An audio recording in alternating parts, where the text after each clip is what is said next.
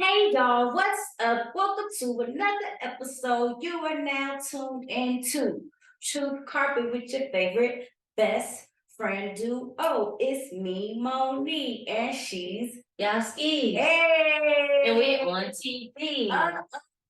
Yeah. BZ. We on BET. Oh, one day. Hey. Come on, BET. Sponsor us. They don't hear us yet. They will. Yet is the key word. They will. They will. Welcome. Hope y'all have had a wonderful life experience since the last time you listened to us. Welcome. It's to so the weird. It's a wonderful life experience. Yes. Okay. From listening to the last episode and now you're tuning into this one. We welcome you. Come on, have a seat on the carpet. We're so happy that you were able to hear our last episode. Yes. Yes, we are. Yes. Yes, we are. Welcome. I feel so different with my glasses on. I feel like another persona today. These are real glasses, by the way. I do wear prescription glasses. I don't wear them as often as I should. My glasses are like the clear ones. They're like so clear. They're like the Hollywood braces. They're so clear, like you can't really tell that they're glasses on.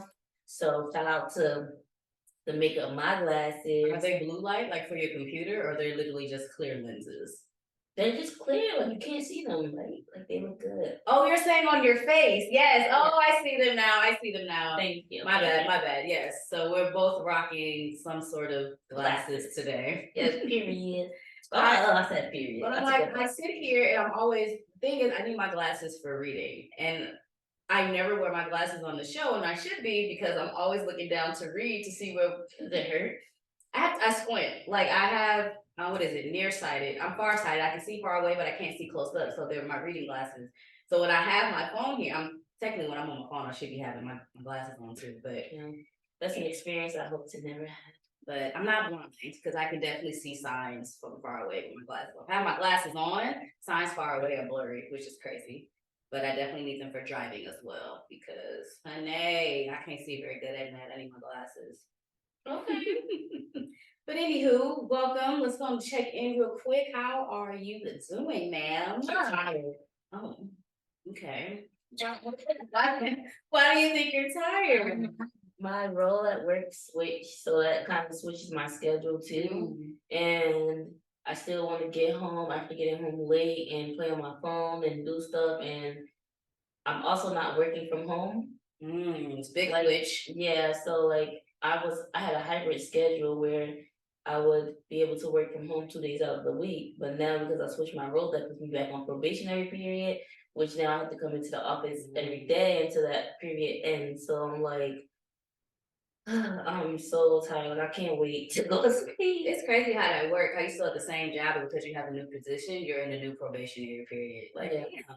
It's like, you can't skip that part. It's okay. I mean, I still can, like, if I want to take off days and vacation days and stuff like that, it's just I have to come into the office. Oh, so it's not technically like I don't have not that way, no, because they already know me and I already earned the time. But it's as far as like working there, so I don't have a full caseload or reason, quote unquote, for HR to believe that I should work from home. Like I don't quote unquote have a reason to work. So until I get that, then yeah. But I'm looking forward to catching up on some sleep and getting some more vitamin D and lowering this cholesterol. All right, vitamin D, the real ones, the tablets. But how about you? For y'all that can see me, excuse my face. What I'm drinking, I took a very, very sour sip. This just so happens to be warm water and lemon. Why? Why are you drinking that? Because Yaski's here and I went and got colon hydrotherapy today. It was a shit. It was a very shitty experience. A good shitty experience. I feel refreshed, but apparently afterwards we were told to drink warm water and lemon and not to eat for 2 hours. Yeah. So I'm looking forward to 4:45. I'm looking forward to food. 5 o'clock. Man. But anyway, how are you other than that? I'm well. I'm doing very well. A lot of people don't know this, but I teach. I'm a teacher. Oh, but yes, I'm a teacher. Oh wow. Specifically, I teach. Specifically, I teach film, and I recently started teaching my unit on screenwriting. I create the curriculum myself. Whoop whoop. That was so But dry. I'm excited to see how students are embracing the stories that they want to tell. And just allowing themselves to be imaginative and creative and just really go for it. Because initially, when I told them like y'all gotta write a 5-page screenplay, they were like, 5 pages. Yeah, that sounds a lot. I'm like, y'all, it's not a 5-page essay. Once we get into the flow and you see how many words actually end up on a screenplay page, you'll be at 5 pages before you know it. Just type and then we'll edit later. So a lot of them are like already like 2 to 3 pages in. So I'm really excited to see what they're coming up with. It's keeping a smile on my face, giving me energy, just seeing how they're energized about what they're doing and learning something new. And the fact I'm like, y'all learning a new skill. I'm like, by the time you finish this, you'll be able to say, I'm a writer. Yes, I did it, but also I'm a writer. Like you wrote a screenplay. This is yours to have. So that has been giving me so much joy. Like that's been consistently keeping a smile on my face despite things that have been happening or could happen that like tries to ruin my day. I swear the universe is trying to throw some curveballs. I'd be like, hold up, wait a minute. Like trying to dodge the curveballs that the universe be trying to toss. I've become very efficient at knowing where to lean with it and rock with it. Oh my God. But sometimes I get smacked in the face, okay? So yeah, just leaning in on that and my students and what they're doing. It's really inspiring. It's really inspiring. So yeah, they keep me going. Shout out to my students. Okay. Well, Monie is excited and energized. I And I'm am. tired. So let's go on to the next part, which is the jog down, y'all. We about to jog this down. That is Let not you what it know is. That how is this not what it is. podcast go. Because for those of you that have With been the with flow. us and have always been with us, you know it's called the rundown. I don't know why she's talking about jogging, but somebody that's I'm so tired. somebody that's so tired talking about jogging. It's the walk down, y'all. It's the rundown. Alright, get another The rundown. campus rundown, ladies and gentlemen. One more sip. I don't know how fast I'm supposed to drink this. So I want to make sure I'm following the instruction. Ew, nobody Excuse me. on the camera. All right, so heading into the campus rundown, today we have a very special episode and cannot wait to get into it. But first up, in the icebreaker, Yaya and I are going to be pulling an oracle card. Speaking of the universe throwing those curveballs. That's what I was thinking in my head. We are going to be reading oracle cards and saying how they relate to us and what it means. Then heading over into Suite 223, Yaya has a sweet piece for us. You know, it's going to be poetry time. And then we are going to be in the hot topic segment with our sister, Miss Kia Ross, part of the SFAM, CAU family, CAU sister, out here doing big things, telling the story of how she was reconnected with her sister. We cannot wait for y'all to hear the story behind this. It's really touching. It's really special. And for those of you that are interested in your ancestry, you should definitely take a listen. Then heading over into our dorm story segment, Yaya and I are going to be discussing when we tried to search down our own ancestry line to find more information about our families. And then stay tuned all the way to the end for the community news segment. Ladies and gentlemen, there's always something for everyone. We have some news of something that is happening here in April. All right, so without further ado, we are headed into the icebreaker. Yes. Stop saying a do. Do like do. It sounds like poop. But I sung it. Hey, it goes with the theme of the day. Oh my God.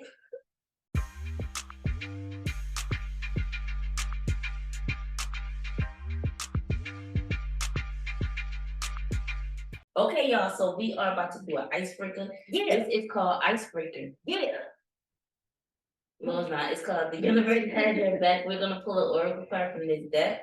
I don't know the last time Monie shuffled this, so I'm gonna shuffle it. So basically, we'll pull a card and we'll share how it connects to us. Yes, we do. And for those of you that do not remember, we've used this deck before. It is called The Universe Has Your Back by Gabriel Bernstein.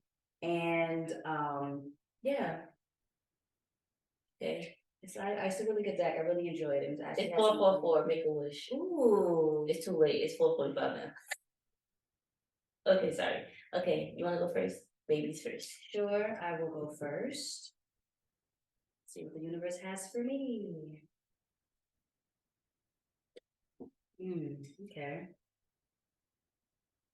Read aloud. I'm processing. Okay. My faith has the power to turn trauma into healing, conflict into growth, and fear into love. I'll read it one more time.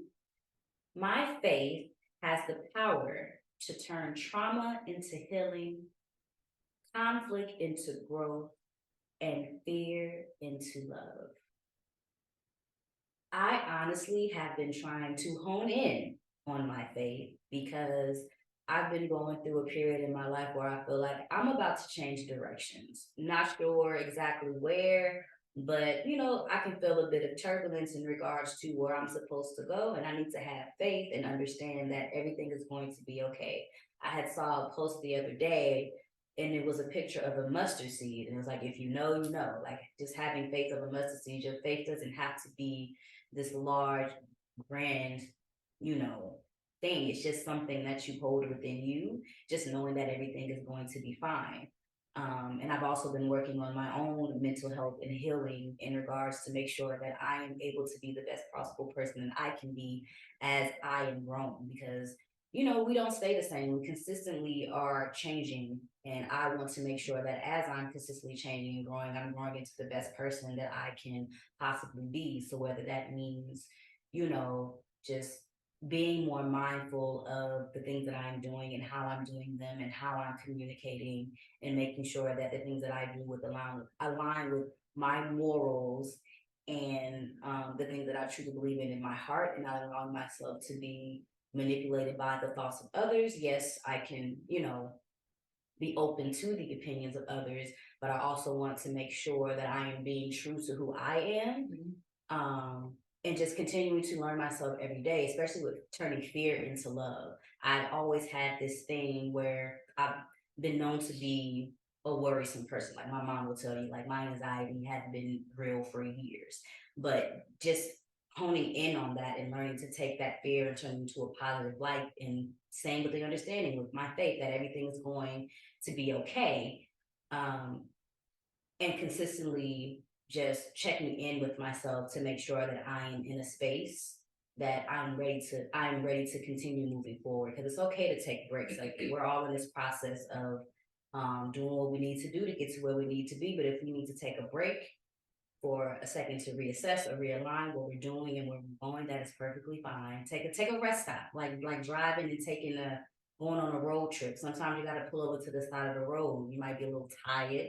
You got to check in with yourself and make sure that you are ready, to continue along the road to your journey. So that's where I'm at with that. I really resonate this on a deep and personal level, just knowing that I'm headed into a different direction in my life, but as well as one of the best parts of my life so far, because I see things just consistently getting better. I don't see myself moving backwards.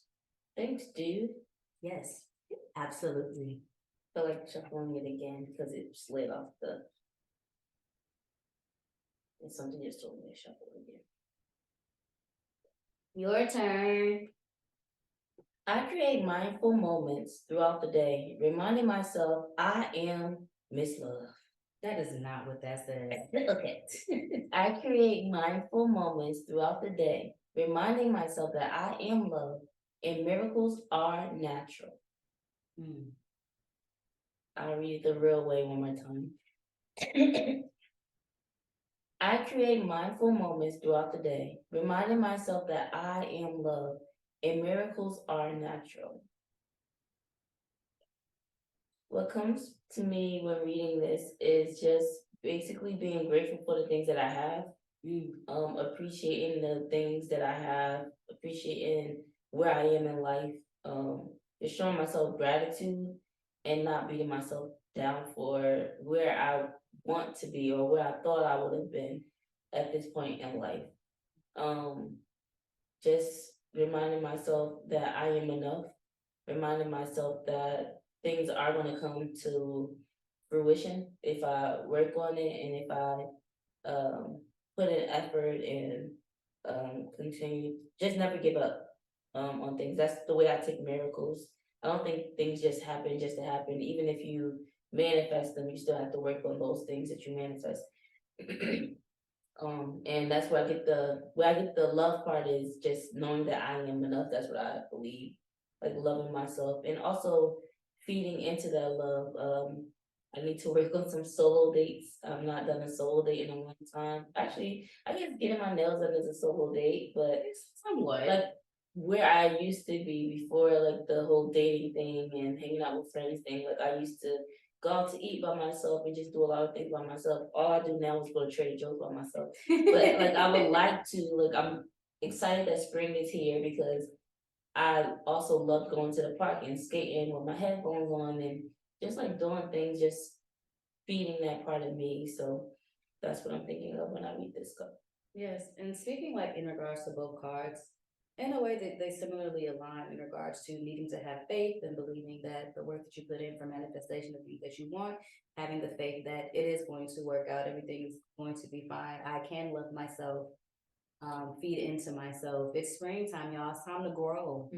Come on now. Well, it's time to shed first. Yes, shed. It's time to shed off all the dead bugs and clean the dust and everything, and that's why the rain comes. I feel like this is crazy because I was just listening to Ronald's podcast, and when you pick your card, I did think spring, and that's what he was sharing in his podcast too. But I believe that too, like the rain obviously is washing all the other stuff that's been around a lot of times during the winter. There's seasonal depression, it's dark outside, and we can't just hop from winter to summer. We need that transitional period. A lot of people know spring cleaning. Yep. So the rain is an essential part of the whole process of transitioning. Being in a cocoon is an essential part of a caterpillar going from caterpillar to butterfly. We need those things to happen. So yeah, just appreciating each stage in life because um or each stage of the season that you have in your life, because without that you wouldn't be where you are. Like you ever feel like, or you ever notice that um in your 20s you may have felt fat or like you may have not felt sexy or anything, and then you look back at those pictures and like, dang, like I look good, or dang, I was small, like you know, you look back at those things. So it's important to appreciate the phase that you're in right now, and tell that to yourself in the mirror, or hear yourself say, I love myself, or I appreciate where I am right now, or it may be a tough day today, but it's putting me in a place where I need to be. Yeah, and one last thing in regards to spring, I can't remember where I read or heard it, but it's basically saying that spring is basically the new year. Like some people consider their birthdays the new year, starting fresh, renewing. Some consider January 1st the new year, renewing. But since winter closes out the year and it continues through March, a lot of people consider spring being the start of the refresh and the renew, the new year to start off, which also aligns with like spring cleaning, starting being fresh out with the old and with the new, just organizing your life and being aligned with where you're about to be over the next year. So I never thought about it that way, but I'm like, that's true. Like how you were saying, winter and it's the season of depression and dark times, and you're coming out of that as, you know, April showers bring May flowers. As everything's being washed away, that darkness is gone and everything begins to bloom again. So I'm like, I didn't think about it in that way, but now that it's been brought to my attention, I'm like, that makes sense. That definitely makes sense. So cheers to the new year. And that's it for our icebreaker segment. So if you have any feedback about the cards that we read, you can drop a comment down below on whatever platform you're listening or watching us on. And yeah, maybe we'll drop the link of this deck if you're interested. Yes, let us know. And now we're about to go to Sweet 223.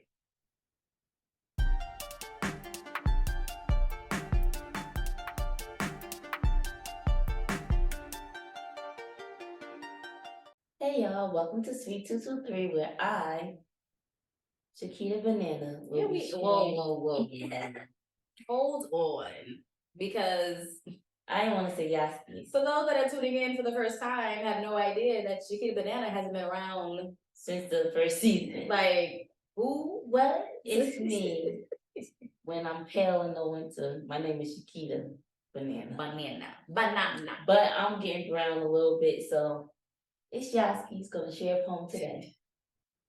This poem does not have a title. I wrote this kind of in the middle of the night, or like right before I was falling asleep, and this is what I want to share today. Mama taught me to keep my hands to myself, but I'm feeling you. She taught me to think before I speak, but right now, I don't think I want to. I worry that if I wait another second, I may fumble this blessing that God herself bestowed upon me. If I hesitate for a milliminute, in my future, you may not be. Because if I wait, knowing me, my hands will get clammy, throat gonna get dry, and no, I don't wanna care about what people think. I don't care if they think I'm thirsty. And if I hesitate, my brain will begin rehearsing all the things I wanna say to behold your attention and to get you to fiend for me. My inner thoughts will stutter and try to edit and revise how I can vocalize to you what it is I want to see. And obviously, that's you and me. But check it. When my mama taught me to think before I randomly spew things that can be heard, I won't utter any words. Just give you that look while I slide you my number, making it apparent that I'm feeling you. And just hope you'll hit me up if you're feeling me too. Okay. Come on, slide in my number. What is this, 1990? Yeah. I'm still stuck on the first line. I was going to keep my hands to myself. But I'm feeling you. You did with fire. Okay. Feel fire and desire. Come through. Tell us about the muse, the inspiration, the idea, your middle of the night poetry. So sometimes when I'm driving or showering or whatever, these random quotes come to my head. And that first line was a random quote that came to my head. I don't know if I was watching something and the word touch came to my mind, or something about keeping your hands to yourself, and that quote came to my head. Somebody told you to keep your hands to yourself, but I'm feeling it. And then I was like, I gotta keep writing, and that's what came from it. I did edit it a little bit today. But that was what I wrote prior to putting my phone down and going to bed. Yeah, to me, it's like you've been a little impatient. Like, I don't want to. I got to do this right now. If I wait any longer, somebody else might snatch you up. If I wait too long to try to say what I need to say, it might not. I might not ever say it. I got the courage right now, so I need to. I done thought about it. I don't need to think about it no more. Let's go. But like for me, for somebody that's like me, I can get in my head a lot. So I like that you thought about like somebody else might snatch you up. I guess it depends on like where location wise you are. But for me, because I know where my head was at when I wrote this, it was more so of me getting into my own head. If I don't say it right now, it's never gonna happen. I'm gonna get stuck in my head. I'm gonna like get so nervous that I'll probably think that person is not gonna be into me or hear what I'm gonna say, or I'm gonna fumble over my words and embarrass myself. They're not gonna be into me, so I ain't gonna say nothing. Here go my number. Hit me up if you like me. I'm still sliding the number. I ain't slid a number in a minute. At this point, you gotta have a conversation in order to exchange numbers, unless you just put it in the DM and be like, call me. Yeah. Like that's the only way you can slide a number. Now you gotta slide in the DM, put the digits in the message, and just be like, call me. I'm feeling you. I mean, at least you could hide behind the internet, hide behind the typing, and then see what happens if they do call. That's if you choose to do a voice message. If you that shy, you just like, okay, call me. I've never slid my number in no DMs or anything. I've never even slid in a DM. I ain't slid nothing in a DM. No, I'm not. I don't even know if I'm old enough to say I've written down my number to give it to anybody in that way. But like maybe I'll grab your phone. I don't know. They might think I'm still Actually, on the I had a number written for me. It was on the back of their business card, and they couldn't talk to me while they were at work. So they wrote it on the back of their business card and told me to give them. phone. Yeah, so I was like, that I is found a little piece of bubblegum paper in my purse. I wrote it down before I hopped on the train. I slid him my number. That's how the poem goes. I hope you liked it. Matter of fact, I don't see nothing wrong with that though. At least in this day and age, it's different. Ain't nobody doing I stood out. You know what I'm saying? You stood out. Why wouldn't This didn't really happen, y'all that's listening. This just why wouldn't he call? But I'm saying it's a great thing to try for anybody trying to shoot that shot. You know what I'm saying? Go ahead, slide the numbers. Get away from the technology. Go ahead and write it down for them. And go ahead and pass it to them. You at the bar, write it on a little napkin. Pass it to them. A napkin. You got a little business card, right on the back of the business card. Slide it over to them.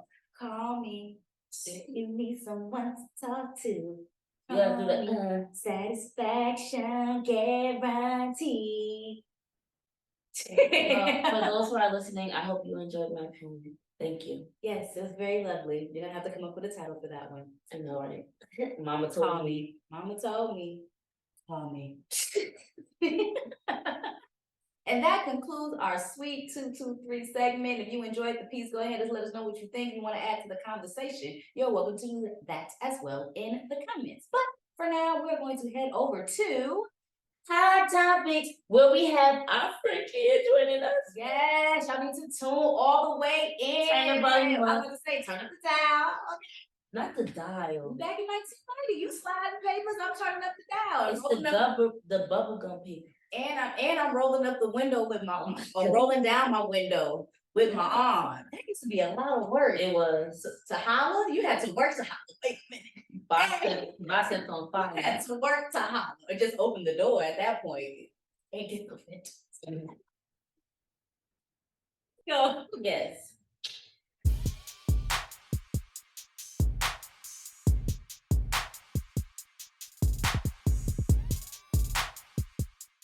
Ladies and gentlemen, welcome to the Truth Carpets Hot Topic segments. It's gonna get real hot up in here, y'all. Okay, come on in. We in the cast today, okay? We have a very wonderful sister friend. Yes.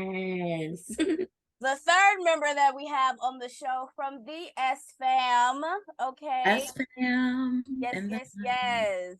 Another alumni of the illustrious Clark Atlanta University, okay?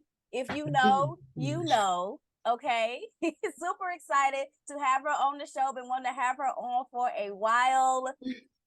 My sister, Miss Micaiah Ross, go ahead. Introduce yourself to the people. As my sister, Simone Loud said, I am Kia Ross.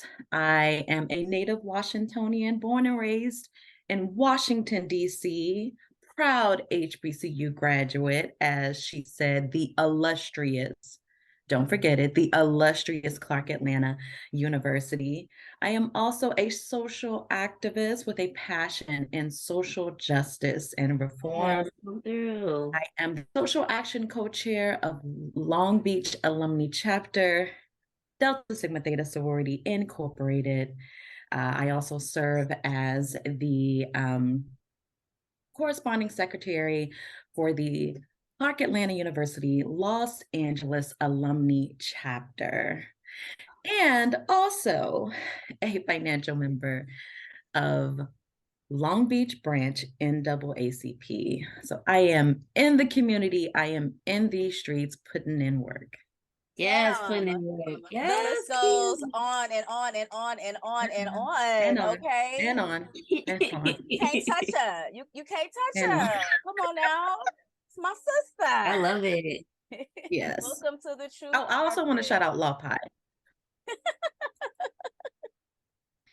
you for having me. Finally, I am on. Oh my gosh, I'm so excited to be here. We are happy to have you, girl. I'm excited about this topic. Let's jump into this because Yes. I want the tea as Monie sip on hers, okay? Okay. And my poetry is my love language mug, sponsored by LoveLoudd LLC. Get yours on the website. Do a little Just wink, Monie. Do shameless a little plug. wink. Okay, y'all. So this segment is all about sisterhood, sister, family, however you want to name it, y'all. So we have Kia here because she has an amazing story to share with us. And we have some questions for you, Kia. So we know that you are like an open book when we ask you questions, and we are looking forward into delving into this topic with you. So just regarding the journey of discovering basically like who your family is, different family members that you may have not known about. Did you use any apps or programs to figure out what your family's ancestry is? Yes. So the app that I used is ancestry.com. And it actually started with me just wanting to trace my family's ancestry and be a sort of a historian for that next generation's historian for my family. In my community, uh, the Black community, we kind of hold our ancestry, it's sacred to us. And you have those certain people in your family that has those records, right? Like it may be the aunt, it may be the great grandmother or the grandmother who has all of those records and can, whether it's birth certificates and death certificates or um, all types of information Yeah. actually that you could use to kind of trace that ancestry. And so I wanted to be that for the next generation. I wanted my aunt, that's my aunt. Um, I wanted her to pass that information down to me, but I also wanted to use the resources that we have available to do that. And what makes that easier, I found, was the Ancestry database, because it's like this database full of all types of records, census, as I mentioned before, death certificates, birth certificate, marriage records, all types of information, military information like World War II records, all types of things. So it made it easier to kind of build this family tree on ancestry.com. And that's how it originally started. I was not looking for anyone other than, well, I was looking for my ancestors, my greats, great greats, and so on and so forth. But I wasn't looking for anyone, definitely like not a sibling or anything of like that. I was just wanting to trace my roots back. That's really interesting because I literally like seeing the commercials and everything. I literally just thought it would say, "This your cousin, this your sister, this your father." Like I didn't know that it would show all the certificates and basically like paperwork and certification basically for people in your family. So that's really dope to find out through you. Mhm. So it brings up several records, and you still have to verify these records. Like you still have to look and make sure birth dates and things match up so that you can confirm, okay, this is my grandmother. This is my second great grandmother or grandfather, step uncle, all of those things. And what helped was and calling really calling my great aunt Catherine, who's still alive, talking to my grandfather before he passed, a year ago, having those conversations about their childhood and who they remembered as their grandparents, having them confirm these records really helped. I think my only regret was that I didn't start this sooner, like when I was in college, where I still had my grandparents here and could verify this information. So you build sort of this tree. And when you find one person, let's say your mom, it finds, well, who's your mom married to if she was married? Who are her other kids? Who her parents are? who their parents are. And that's how the tree kind of just grows. So I have essentially one tree, which is my tree, but it spreads off into my paternal tree, which is my dad's side, and my maternal tree, which is my mom's side. I think that is beautiful, the fact that you still have people around that you can call to help you dig into your ancestry. Because I remember when I was younger, I got into ancestry.com just a little bit when I was younger. But I never really kept going with it because I didn't really get too far, because by then my grandmother had already passed away, and a lot of people didn't know a little bit too much of anything. So it was just kind of like, dang, I wish I had this idea sooner so that I could ask her more questions about the many brothers and sisters that she had down south and things of that nature. So I think it's a blessing that you have people that are still alive that you can connect with now to help you dig into that lineage and that ancestry, so that you really can take that torch and pass it down and have all the information that you need for the next generation after you. Right, I agree with Moni. So I remember the day that you posted on Facebook that you found someone who was special to you.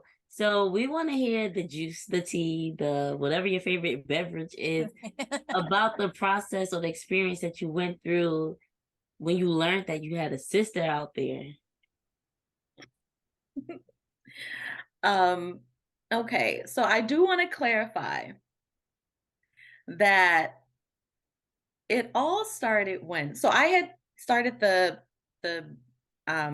ancestry lineage tracing at least a year or two before I decided to do the DNA test. And so the Okay. Ancestry DNA test is another resource that they offer that not only helps you find like DNA matches, but it traces back like your lineage to your DNA profile, and it tells you what country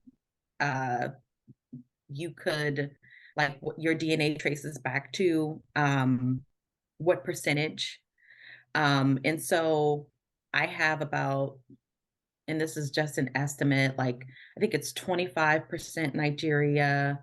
Yeah. It was 23% Cameroon. Um,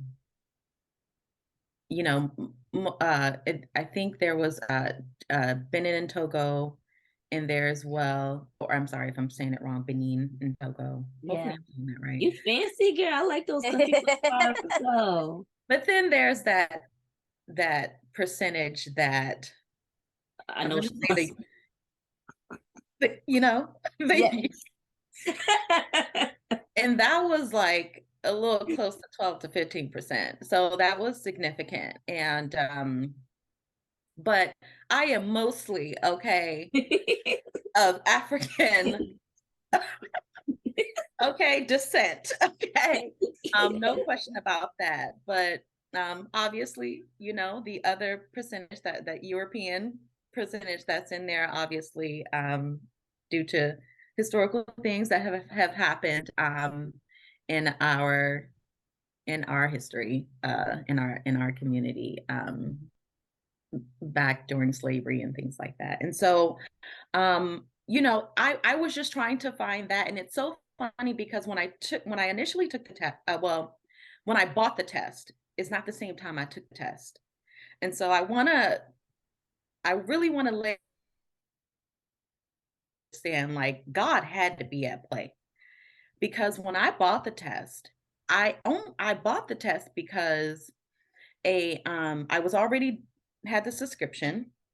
I was going hard building my tree, and a friend of mine, shout out to her. I want I'm gonna shout out her, Shati Parks. She is a colleague of mine, and she had taken her test and she had convinced me to do it. And she was like, since you already going hard, with the tree and everything, do the test. And but since that time, I want to say that the test has definitely the profile, the DNA profile has, so it's continuing to do it. A lot of people say, well, how come it said this at first and now it's saying this? Well, the more and more people are taking tests, the more and more data is out there. So, okay, so it was the year, I could be a year off, but it was the year 2017 when, my friend was just like, just take the test. So I bought the test, and I put that test, I put that test in my desk at home. And when I say I forgot, I forgot. Oh, It wasn't until, okay, because I had that desk when I was a grad student. So I was like, okay, it's time for me to get a big girl desk now. Like I can't, I can't Not you have this. completely forgetting about it until it was time to buy a new desk. She was cleaning, Right. you were cleaning out the desk. I was cleaning out the desk and breaking down the desk. Okay. So yeah. okay.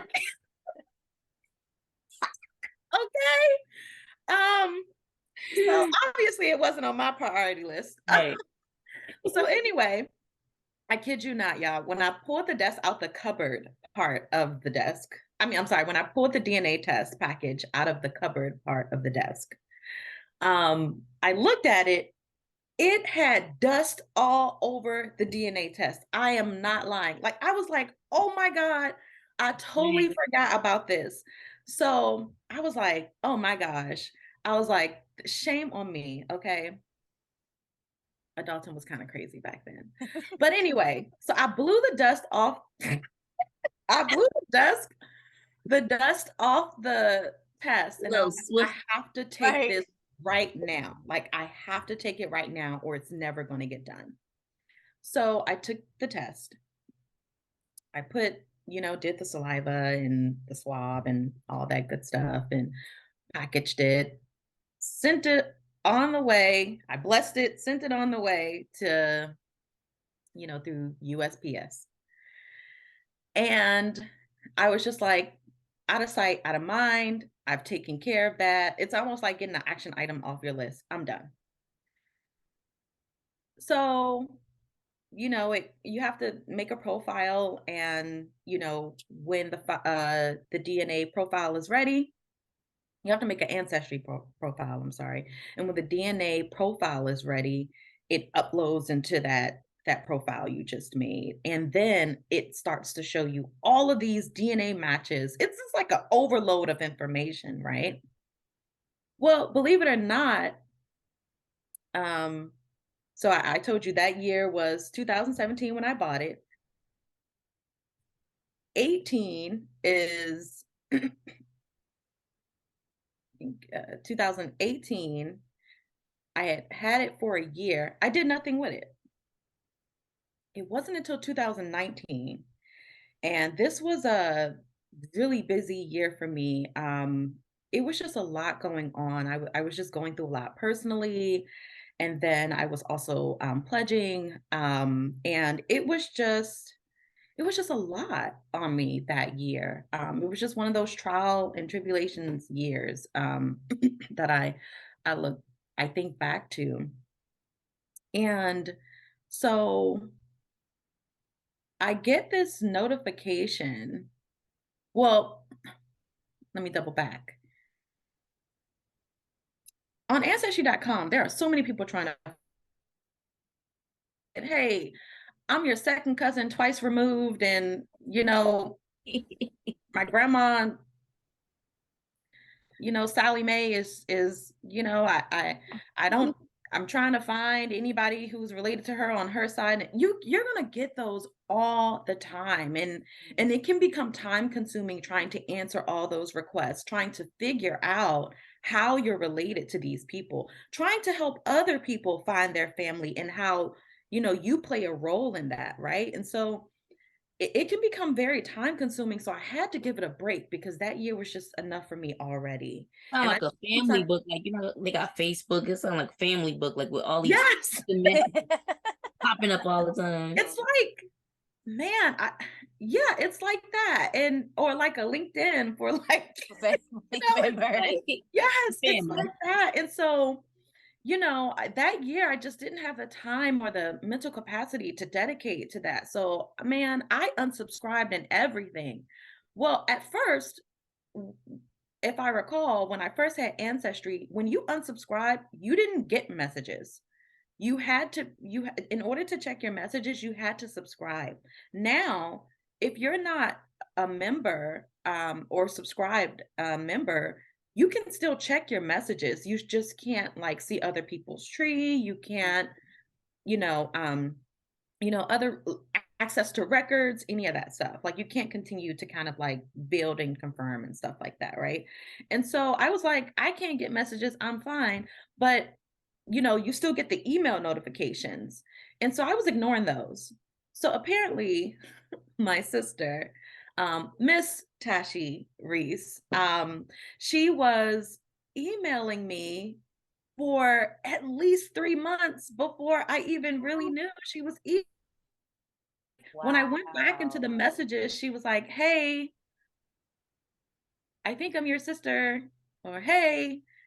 And honestly, I'm gonna be honest with you guys. Like, I be on it. And so if that title does not catch me, if that subject in that email does not catch me, and I can't like just by looking at it pinpoint that it's important, Yeah. I'm not.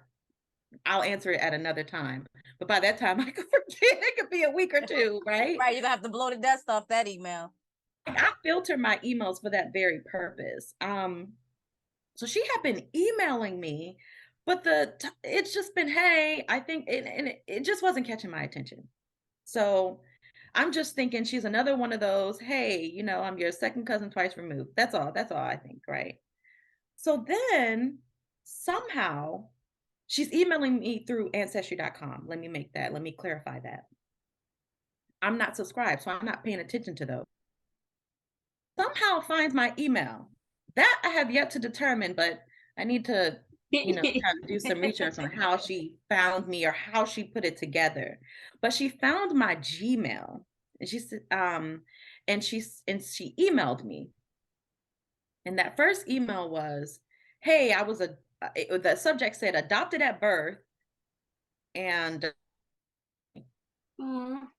that is not, I'm sorry. I just told you all, we get that all the time. So there's someone I'm talking to now who was adopted, and she's trying to connect to like her father's side, and I match the DNA profile. Like I'm a DNA match on that side. So so I'm like, okay, it's one of those.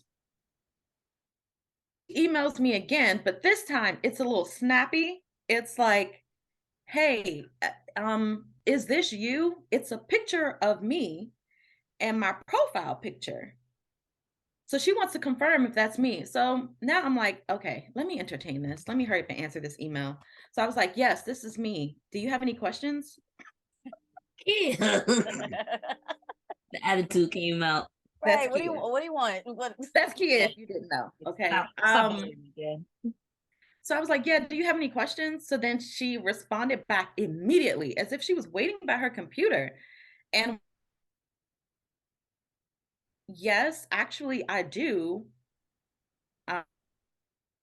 Adopted at birth, and this is my DNA results, and it says that you're my sibling. I looked at that email and like my heart started to flutter because it was the DNA like profile match. And I wish I could share my screen with you all and kind of show you what that looked like. Am I allowed to share my screen? Yes.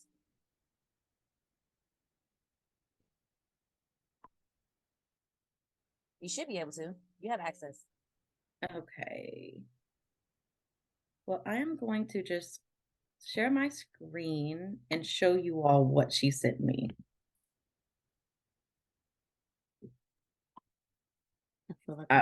Host disabled participant. Okay, no worries. I can't share it via Zoom for some reason, but that's okay. It basically showed, it put our profiles side by side, and then said, you and this person shares, these are our DNA segments. And the table shows that the percentage of the time that people sharing this X amount of number of DNA segments have the following relationships. 100% sibling. Okay, so I saw the sibling, but the 100% didn't register. So I called my mom. And, like I told you, I'm from the East Coast, so my family is back east. And this is Washington, D.C., 3 hours ahead. At this time, I'm calling them it has to be like 1 in the morning or like 2 in the morning. And I'm like, Mom, so I thought, one of my dads, my dad had a friend, who, he had a kid by on the side, and, and she came out the woodwork. She done grew up, and she wants to learn about her dad's side. And when she took that test, I popped up. So I thought I was a half sibling, I'm gonna be honest with you. And I definitely thought it was my dad, right? So then as I'm saying this to my mom, I'm really analyzing the test, and I'm like, well, no, this says 100%. And then I'm like, 100%? Wait, that means that both of you she's my full sibling. Both of you are her parents. And as I'm coming to that realization, I heard a calming over my mom's voice that I have never heard in my entire life. And it was almost like, I can't explain what, it was almost like, this is it. This is, that what that, I use it correctly because I'm trying to be politically correct, because it was almost like now that Pandora's box is open. This is it, and now we have to deal with this head on. On the receiving end, world has shifted in a matter of minutes, because what I thought I knew, big sister of, at that time, 4 of us, and I pride myself on being a big sister, and a role model to my siblings. And what I thought I knew, it was about my family dynamic anyway. It changed. And there was so much to unpack, and there were so many questions, but all of that would not get done that night. And so I emailed her and said, call me immediately, with all these exclamation marks. And she's on the phone, and you guys, all I could say was like, I had to have apologized 1,000 times. And because I did not, I didn't know. And my mom, or either I didn't know or wasn't, my mom said she shared this information with us. It wasn't a secret, my mom and my dad and some of my family members, but me as a kid growing up, I knew, my brother and my siblings. And so, it was a lot for me to adjust. And she started asking me questions. she started asking me questions, and it was almost like she wanted me to verify these things. So I guess when you're adopted, um, parent can leave you with information in case they may want to find you, and that's optional because things could be like a closed adoption or you Right. know. But my mom did leave information um, in her paperwork so that in the future, if she should ever want to find her biological family, she can, or she has some resources to do so, right? So she was asking me some questions from that paperwork, and I was answering those questions. There were a few questions I didn't know, like scars or something like that, but I was able to talk to my mom, my dad, and my aunts, and they confirmed like those scars or something. Like my aunt, one of my aunts, she was just like, "Yeah, you don't remember when um she was like, "You don't remember when I threw a glass bottle at you when you were younger and you got a cut or something like that, and right here in your chest area or something like that." So, it was kind of bringing up those things. And so we were able to confirm all of those details. And when we did that, well, it was no question, along with the DNA test, that she was my full sibling. Mm.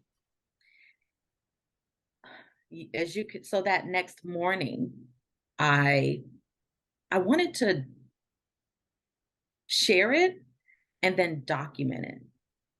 Um, I felt that I wanted to remember the day that, or the time that this happened. So I made a Facebook post about it, and it just went. There were so many comments and Yeah. so many family members commenting and friends, and oh man, it took off. Um, but yeah, so that was that experience, that the coming out of and telling that story of how that happened. Ooh, honey, talk about unpacking, child. Talk Yeah. about unpacking. Oh man. Because I can only speak for myself. Like, I could not imagine, like, or even understand the feeling of discovering that everything that I thought was my life has like shifted completely. Like, I have a whole sibling, 100%, not half, not step, like full blood mom, dad. Like, wow, who are you? Who am I now? Like, wow, Yeah, wow. it was a lot, and there was a lot that happened in the background, a lot that people don't know. There was some healing that had to happen. There was the bond between me and my mother strengthened, because she was open and honest to me about what was happening around that time, early 90s in DC, and what, with me, I had lead poisoning, and so I was being hospitalized. Um my brother, I think was just about maybe one or two. And then there's my sister, who was my mom was carrying at the time, and what made her make the choice that she did, um, to give my sister up for adoption, and the choice that her and my father made, and it was ultimately to give her a better life.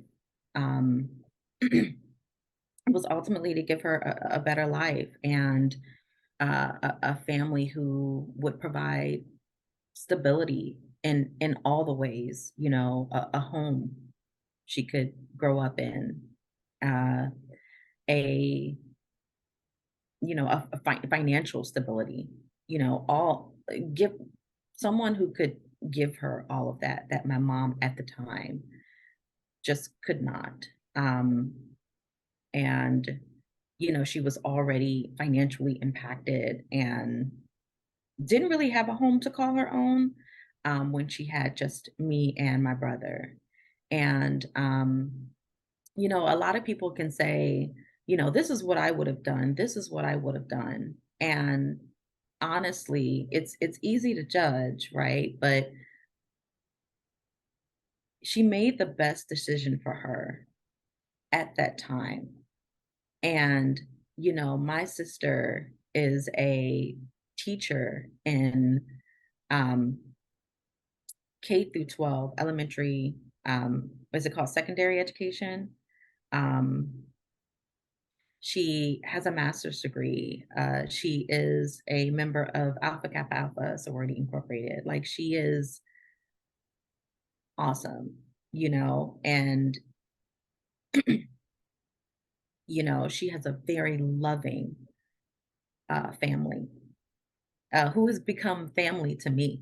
They, you know, they are definitely like my second family. They are my second family, and so our families have merged. And you know, I I had some anger toward my mom, and um, you know, but after having that discussion, the hard conversations, there was compassion. I had compassion and forgiveness. And I am not her. And I do not know what it feels like to be in that position. But she did what she thought was best.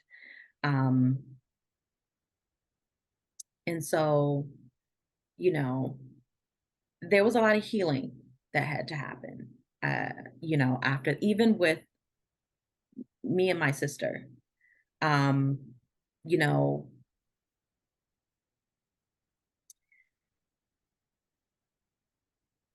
there was just a lot. You know, I could get into it and we would be talking for hours, but behind the scenes, people don't know that there had to be a lot of healing. And you're basically building a relationship from the ground up. And while this person, yes, is my sibling by blood, I don't know them, you know, and so it's building that relationship and how you establish that relationship. And you know, we both needed our time to process. um you know, my mom, this was like opening up a can of worms. This is like the way this, imagine her world, you know. And you know, so there was a lot that had to happen, a lot of healing, a lot of um you know, just a lot that had to happen during that time. Yeah. So yeah, I'll leave you with that. But what I will say is, um, I wouldn't have wanted to happen any other way. I think it was always in God's plan for her to find her biological family. And I was just like, I would be the one to take that test. And you know, and this happened. And so shout out to ancestry.com because you know, I definitely wouldn't have, had I not taken that test, you know, we wouldn't have found her. Right. Even though it sat for a minute, alignment and timing, and God was like, "Hey, you left something." The dust was like some fairy dust. Right. Just add a little blessing onto there and make Some sure fairy dust. right what needed to happen was done, right? Let But the magic happen. Let the magic take place. Yes. Oh man. I definitely want to thank you, Kia, for your vulnerability. Like, this is not just like a juicy story, but an amazing story. Like, I was like, let me mute myself just in case a little frog gets in my throat. Because it's an emotional ride just hearing it. And, she could have sent that first message, the first 3 messages, and then gave up. Yeah. The- Whatever feeling, I could just imagine like a feeling of rejection or being ignored, but she was determined to Yeah. happen to you. And then even you, a daughter who was like learning this information, you could have easily been afraid of what your mom's reaction would have been, and or just ignored it because it could have been like so detrimental, like, dang, my whole world is about to shift, but you tackled it head on. And I admire hearing everything that you shared with me, and it's inspiring me because I typically would say, like, I'm not about to spit in no little thing. Like, what is that going to tell me? But just hearing your story, it told you a lot. And Mhm. you and your sister side by side, y'all look exactly alike. So I know it's not a gimmick. Right. I know it's not a lie. So yeah, it's like making me want to know more about my own family as well. So I appreciate you sharing all that you've shared thus far. Mhm. Well, thank y'all for I've always said, like, I definitely need to document this experience.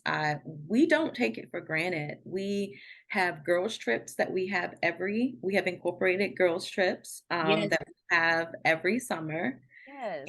And you know, th- my mom's getting married this summer, and then, as you all know, I recently got engaged, and so there's a lot happening. But so this year, we're forgoing the girls trip, obviously. But next year we're picking it back up. But we have went on a girls trip every year since then, and it's really to celebrate our reunification anniversary. We typically do it in June because that's our reunification, I forget the reunification day. Not sure if it's like the 26th. But that month is we typically try to plan the girls trip within that month, and we have the best time I love ever. that. Just like it was meant to be, like, our vibe as a family, our the fun we have, and just cracking up, telling stories, all types of stuff. And so we have a good time together. Oh, my accent was about to come out. Let it out, girl. Right. We have a good time together, and I'm just so happy, and I can't thank God enough for bringing her into our lives. And we have loved on her ever since, and we have vowed to not miss a moment. That includes any, you know, future graduations or anything of that nature between us. We, we be there, and we show up, and we show out. And so it's really been a blessing. And so I encourage anyone, who want to know, you have that inkling, to take those steps, because I think, in my opinion, you can only gain. Mm. Um, whether it be a negative experience or a positive experience, you know, and that thing you was always wondering, my features are this way, or any questions that you've had about even medical history, Mhm. any questions that you always had that you can't quite answer, take that chance, and take that test. And it could open up some things. And I will say, once you can't mentally prepare for. A lot of people like that, well, that's something I want to get mentally. You can't mentally prepare for the information that you may find, right? But give yourself grace and know that whatever information you receive, it it's either you take it and you do something with it or you don't. But at least it's cross it, I would say at least it's you've answered that question. You've sought and you have answered those questions and it's no longer a wonder in your mind. Otherwise, you're always going to think about, those questions and what ifs and any regrets that you may have. It doesn't hurt. It doesn't hurt, but people do have negative experiences. Maybe, they don't find what they're looking for, or the receiving person isn't as receptive. I've heard those stories too. In sharing my experiences, I've heard those stories. Um, but I will say at least you did your part in trying to figure that out. So it's no question in your mind. That's what I would say. Absolutely. Shout out to y'all for even just like taking this head on, blending your families together. Your Yeah. yearly girls trips to honor the y'all coming back into each other's lives, like all of that. It's such a beautiful story. And we had the honor of meeting your sister when we went to New Orleans. She has Yes. such a beautiful spirit. She was so much fun to hang around. So Yes. yeah, Yes. I'm so happy that y'all were able to connect again at the right time. At the time where you had so much going on that the last thing that you expected was to have someone, let alone a sister, 100% blood, to come into your life and completely like shift everything that you was going through at that time and like really shook it up. I was about to say that she came to shake things up. Right, but it really She really did, didn't she? She is definitely, she's an Aries firecracker. So she did what needed to be done. right, with that email. Is this you? Hello. I'm Yeah. back. Yeah. I was And adopted. that's also a little bit Hello. of me when I was younger I too. know about that cut, Kia. Yeah. Is this you? Hello. Yeah. Yeah, she definitely did that. And then even and even my other siblings, if as you both know, I have twin sisters who are younger. They're Gen Z. And then I have my brother. And so we all have a relationship. And so and my twin sisters, we don't say this in the Black community, half. They are my sisters. Exactly. But they are on my father's side. Whole siblings are me, my brother, and my sister Tash. And so um, we're all pretty close, pretty cool, and all have a relationship. And yeah, it's been a ride. It has been a ride. It's definitely been a ride, but man, Very I wouldn't memorable change one. it. A very memorable. I wouldn't change it for the world. Yeah. Absolutely not. Absolutely not. Thank you so much for sharing your stuff. Yeah. Oh, I'm inspired. I'm about to right? log in for I real. was like, You said it about almost to got a log little, in. Yes. it almost had a little drip from the eye. Okay. Yeah.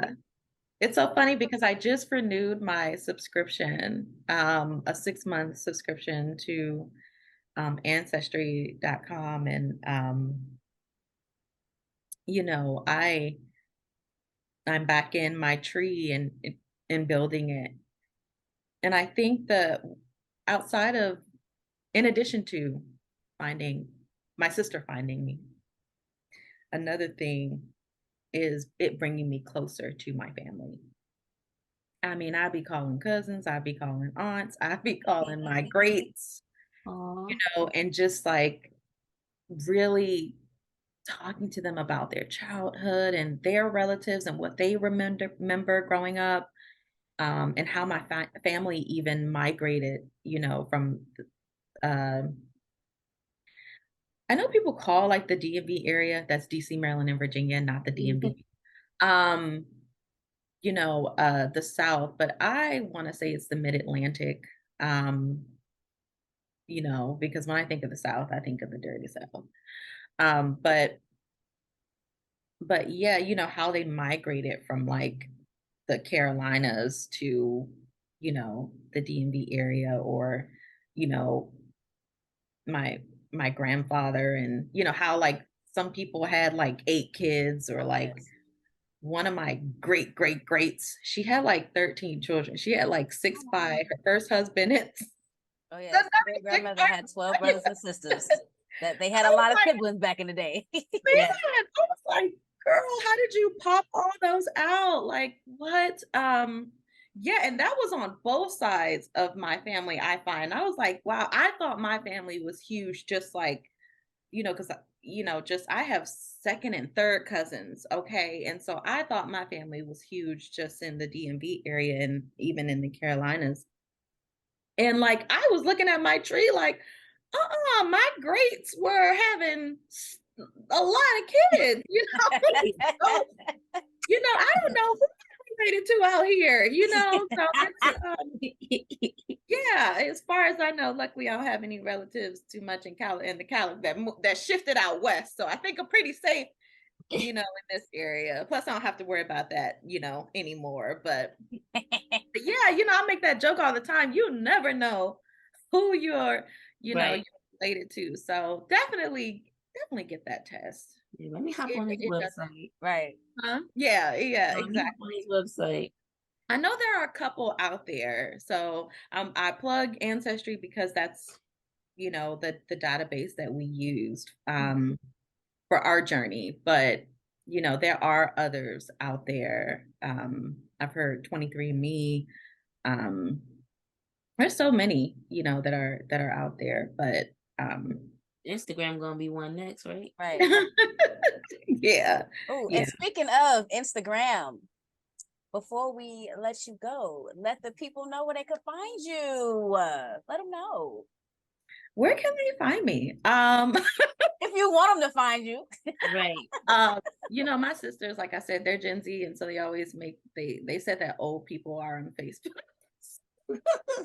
That definitely made me feel some type of way as a millennial, because I feel like Facebook be going up. But I am on Facebook as Kia Michelle. I am on Instagram as Kia_Michelle. Is that KIA_M1CHELLE? I don't know. You We'll tag you. We gonna right. Yeah, y'all We'll put tag it in me. Yeah. See, I'm showing my age and I'm young. I don't know what's happening here. We are very young and vibrant, okay? I'm looking at my Instagram. Oh, okay. So it's KIA_M1CHELLE. Okay, so Boom. Period. that's me on Instagram. I do not have a TikTok. I cannot. I just refuse to download another app I understand. and learn how to work it. So I Right. don't have an Instagram. Well, thank you so much, Kia, for being a special guest on our podcast, for being vulnerable and sharing all the tea, all the margaritas, everything today. Yes, honey. Love you so much. Thanks for your inspiration. And Right. I'm just speechless right now. Let me get Right. to like Until next time, love you. Mwah.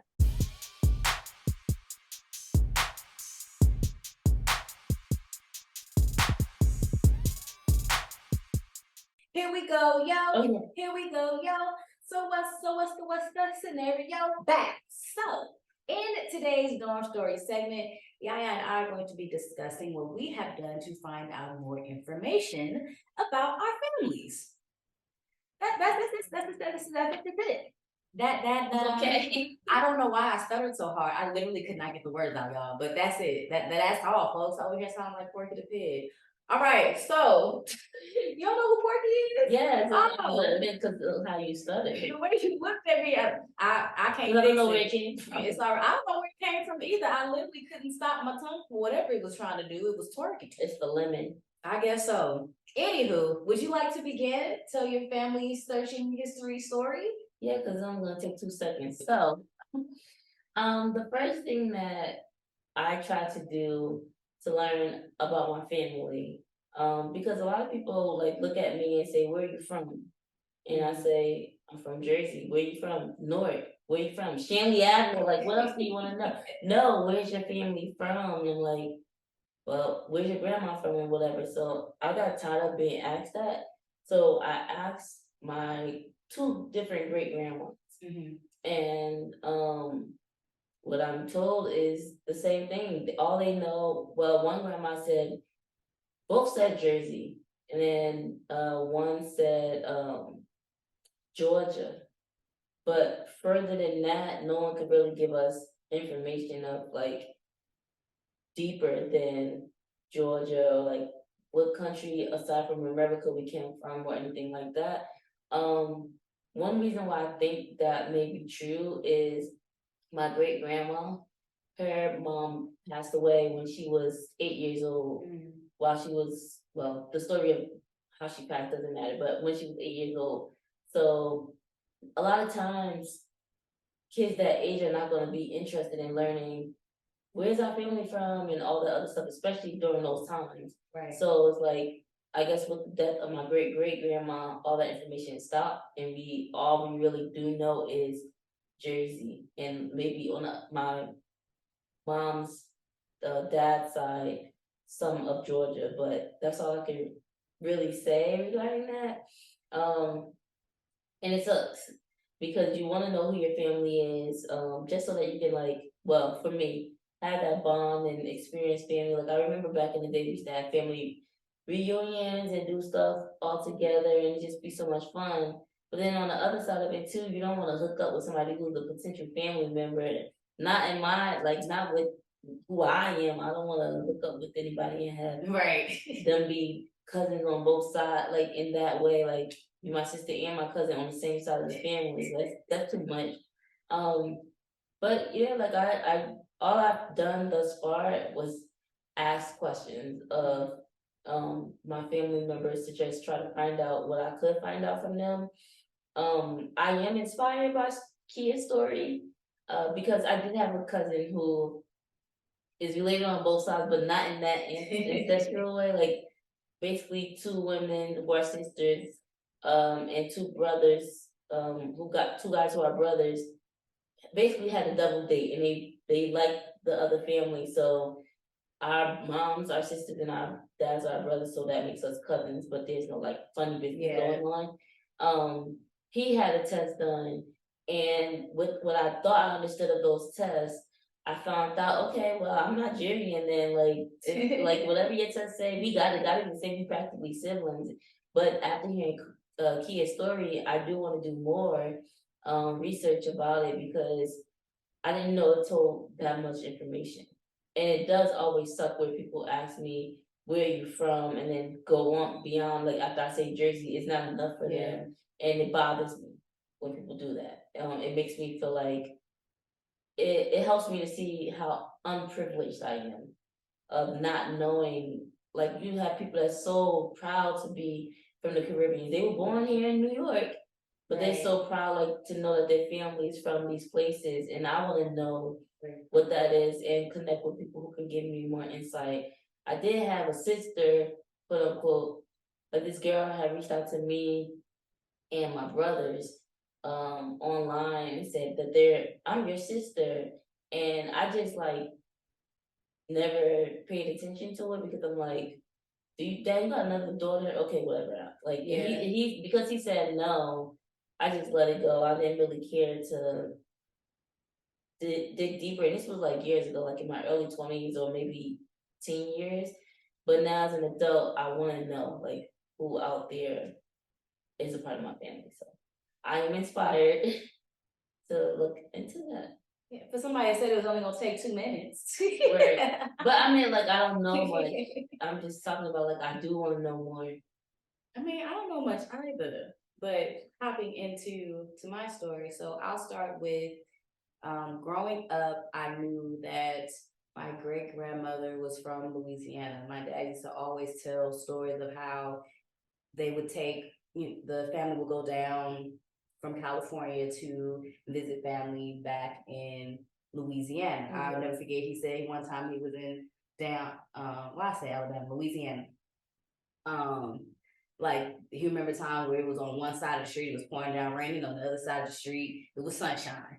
There's like one thing that stands out to me that he told me when he went down there as a child. But I believe in the, I want to say 1930s, maybe. Dad, please correct me if I'm wrong. My great grandmother and great grandfather migrated from Louisiana to the Bay Area so that he could work on, they were building the railroads at that time.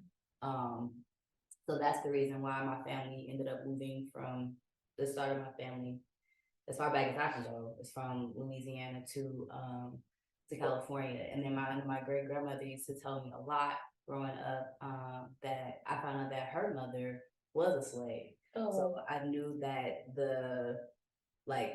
it wasn't like the timeline was very, very short, like how close I am to have a relative knowing that they were a part of slavery.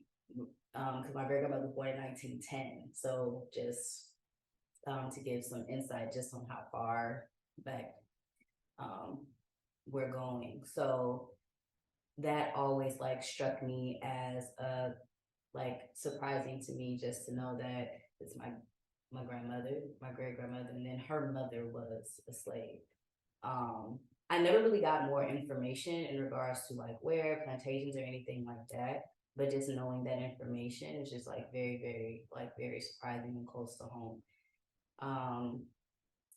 Another thing about my ancestry that I have looked into is, everybody knows my last name is Loudd, L-O-U-D-D.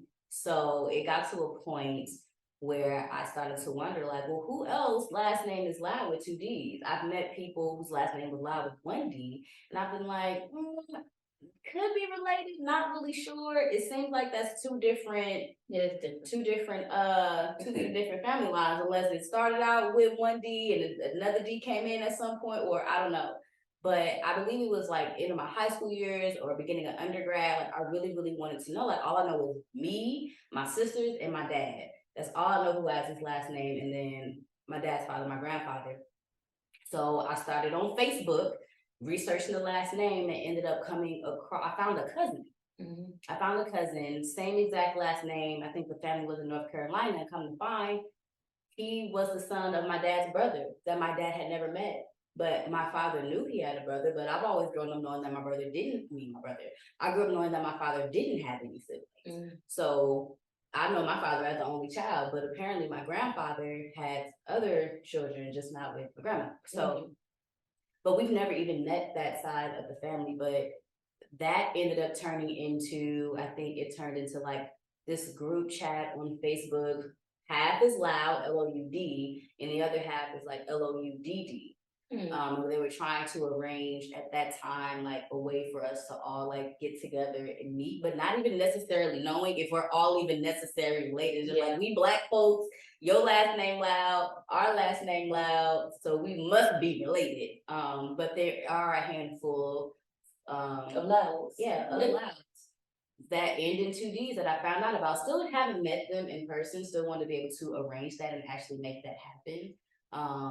But I was just actually surprised that I had found anyone, like doing research and messaging my cousin at the time, has been like, what's your grandfather's name? I think we might be related.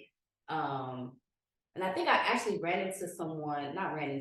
but came across someone with the same last name as me, who I don't think is related to me at all. Because I was asking about like family lineage and grandfather, and I was just trying to find out like, well, does my grandfather have any siblings? Do you think that you're a part of that lineage, like a sister or something? Like, who's your grandmother? It was a lot, but at some point I do want to go back. I started with Ancestry to try to help me, but I never actually paid like for the whole thing to get the full experience. So I do want to go back to also, as you said, just to find out like my full roots and who I am and where I'm from. To know what that is, to be able to celebrate my heritage and my culture, not just thinking I'm just Black mixed with Black. And then also just being able to, like, whatever I find out, being able to pass that down to my kids as well, and just building the legacy of just knowing where you come from and being able to share the stories, like how I just said of how my grandmother from Monroe, Louisiana, they migrated from Louisiana to come to California, and that's where I'm from. That's how I ended up being born in California. So it's just putting the pieces of the puzzle together to make it make sense, like just filling in the gaps. Mhm. You know those. It reminds me of you know those 1,000-piece puzzles that take forever to put together, but once it's done, it's like it becomes this beautiful work of art, like just taking your time to fill in those pieces and find what fits where. So just creating that family tree and really finding like where, how deep and how far the lineage really goes as far as my family. Most recently, we went to Louisiana, and one of the reasons I was really excited about going to Louisiana, aside from the fact that I've never been, is because my grandmother was from there. And initially, my great grandmother. Initially, I did have a plan to go to Monroe, where she was originally from, because when my grandmother passed away, I found paperwork that land was owned down there. Mhm. But somewhere down the line, they gave it back to, I think, my great grandfather's family. They didn't keep it, but like at the same time, like my family owned property down in the South. Like I still just want to go and be a part of that history and just just take in where my great grandmother was from, like where I believe it all started. Because I can only go back so far. So I can only go based off what I know. So I definitely want to take a trip at some point down to Monroe, Louisiana, and explore the area and really embrace where my family is from as far as being in the United States. Yeah. One thing that you shared that I can't do is the Facebook search thing, any social media, because people, and even people that I know, use the name Love as a last name, and it's not really their last name. So that's one thing. Like I don't have a typical. I think that would be more hard too. Like if I had a Williams or a Jones or something like that as my last name. Mindful, those are family names that you know that I have. But I also learned too that somewhere, I don't know if it was my paternal grandfather's mother or aunt or somebody, they changed their last name to be Love. So further than that, or what it was before then, I don't know, because the same way, it's crazy how like these stories kind of align. How my great grandmother, who's on my mom's side, her mom passed when she was 8. My father's dad passed when he was about 4 or 5. So, and now my grandma's deceased, his mom. So, question that I would have liked or wanted to ask, I can't even ask it anymore.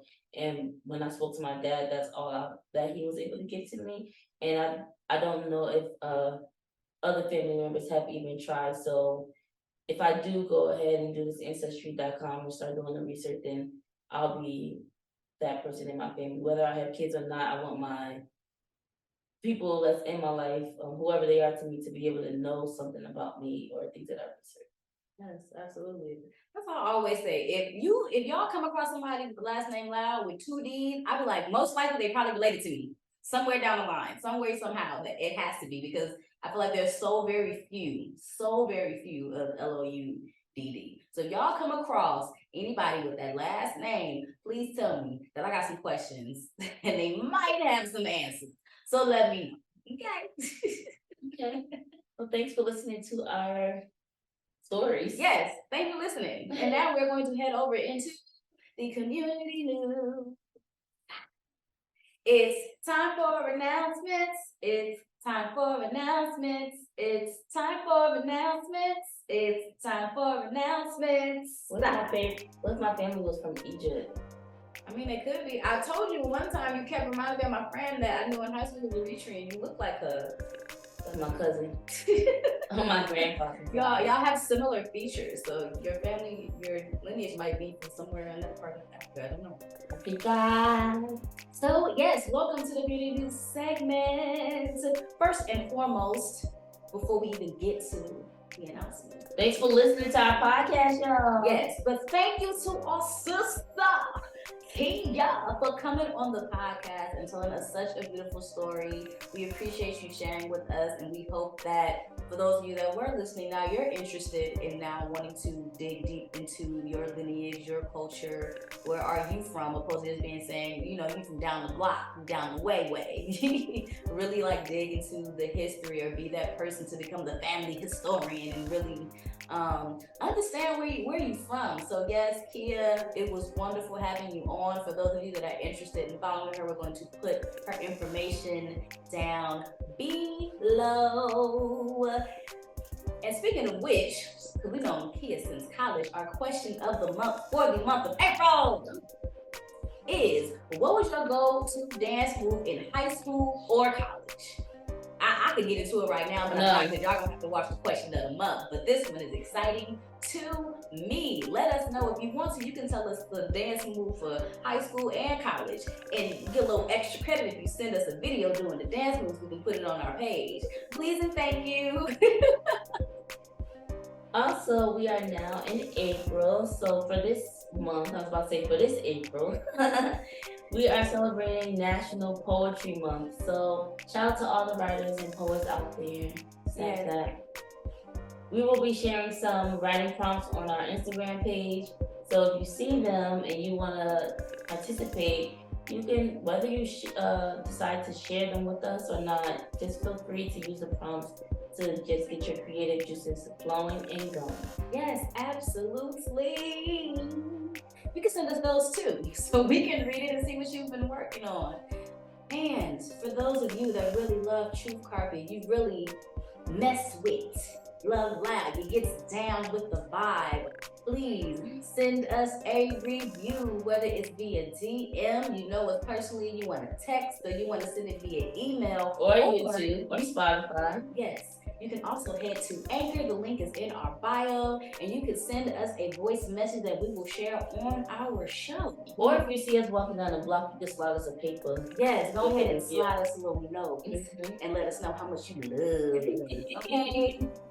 Slide us your business card with a little note on the back telling us you love us, okay? We want to hear from you if there's anything or that you want to see us doing. You know anything about any poetry events that we should be attending? Let us know. We really want to know about these things. We want to connect with y'all.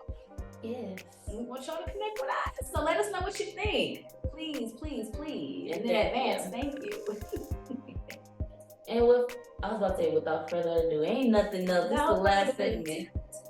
I should have said that. Thank you, y'all, for tuning in for another. I meant to say yet another. Let me start over. Yet another from a mother's mother. Yet another from another mother. Why gotta be another mother? Because you're my sister from another mother. Okay. Thank y'all for tuning in to yet another episode of Truth Carpet, a podcast by LoveLoudd. Yeah. Thank you, y'all. That's not what it is. Oh, sister from another mister. This was another mother. I don't know why I said mother. It's brother from another mother, sister from another mister. That's how we came up with SFAM. Anyway, thank you for tuning in. Until next time. Stay black. Stay proud.